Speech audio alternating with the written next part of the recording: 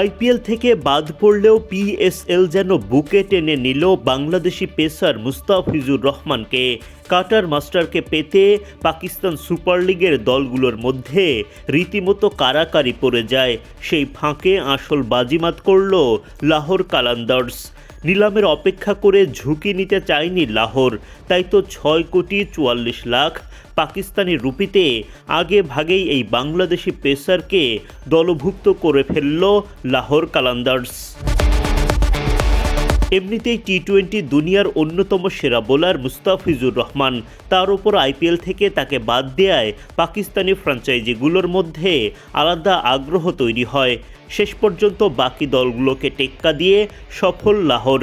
বৃহস্পতিবার এক আনুষ্ঠানিক ঘোষণায় লাহোর কালান্দার্স জানায়, পাকিস্তান সুপার লিগ পিএসএল এর অন্যতম সফল ফ্র্যাঞ্চাইজি লাহোর কালান্দার্স পিএসএল 11 এর জন্য সরাসরি চুক্তিতে মুস্তাফিজুর রহমানকে দলে নেওয়ার ঘোষণা দিচ্ছে। বাংলাদেশের এই তারকা পেসারকে 2016 ও 2018 সালে আগেও কালান্দার্স দলে নিয়েছিল। এবার তিনি আবারও কালান্দার্সের জার্সি গায়ে জড়াতে যাচ্ছেন। এই চুক্তির মূল্য নির্ধারণ করা হয়েছে ৬,৪৪,০০,০০০ পাকিস্তানি রুপি। লাহোর কালান্দার্সের মালিক সামিন রানা মুস্তাফিজুর রহমানকে দলে পেয়ে খুশিতে আত্মহারা। টাইগার তারকাকে নিজের ভাই, পরিবারের অংশ মনে করেন তিনি। সামিন রানা বলেন, একবার কালান্দার্স মানেই সবসময় কালান্দার্স।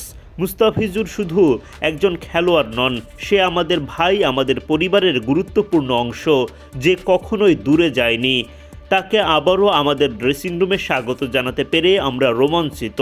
শিরোপা ধরে রাখা এবং পিএসএল 11-তে নিজেদের শক্ত অবস্থান দেখাতে তার প্রতিভা, অভিজ্ঞতা ও নিষ্ঠা আমাদের জন্য অমূল্য হবে। সামাজিক মাধ্যম এক্সে অপর একটি বার্তায় সামিন রানা আরও বলেন, আমি তোমাকে ভালোবাসি মুস্তাফিজুর রহমান। পাকিস্তানের লাহোর কালান্দার্সের সাথে তোমাকে দেখতে মুখিয়ে আছি। লাহোর কালান্দার্স মনে করে মুস্তাফিজুর রহমানের এই সাইনিংয়ের মাধ্যমে লাহোর কালান্দার্স পিএসএল 11-তে নিজেদের সাফল্যের ধারাবাহিকতা বজায় রাখতে পারবে। শিরোপা ধরে রাখা এবং ভক্তদের আরেকটি উচ্চমানের ক্রিকেট ও স্মরণীয় মুহূর্ত উপহার দেওয়ার লক্ষ্য তাদের।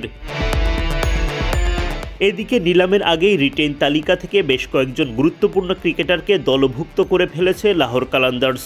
7 কোটি পাকিস্তানি রুপিতে লাহোরেই থেকে যাচ্ছেন শাহিন শাহ আফ্রিদি।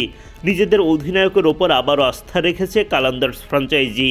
জিম্বাবুয়ের অলরাউন্ডার সিকান্দার রাজাকে ধরে রাখতে লাহোর কালান্দার্সের খরচা হচ্ছে 2.8 কোটি রুপি। আবদুল্লাহ শফিককে 2.2 কোটি রুপি ও মোহাম্মদ নাইমকে 70 লাখ রুপিতে ধরে রেখেছে লাহোর কালান্দার্স। সব মিলিয়ে 11 ফেব্রুয়ারি নিলামের আগেই শক্তিশালী মুস্তাফিজুর রহমানদের দল। এদিকে নিলামে আরও বাংলাদেশি ক্রিকেটার যুক্ত হওয়ার সম্ভাবনা আছে লাহোর কালান্দার্সে। Adnan Ahmed, BD cric time.